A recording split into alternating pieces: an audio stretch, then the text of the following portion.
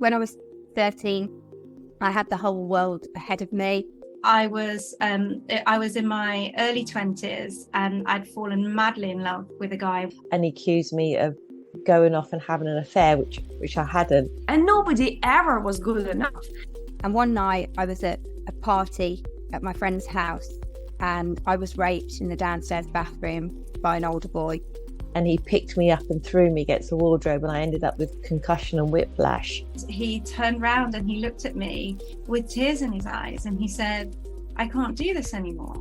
I had my voice taken away from me. And it was the last time I ever saw him. Why have I had that sort of childhood and then gone into a similar environment in my adulthood? I had a missing piece within myself. It really broke me. A deep part of my soul was broken. And that broke me. That really did break me, broke my heart.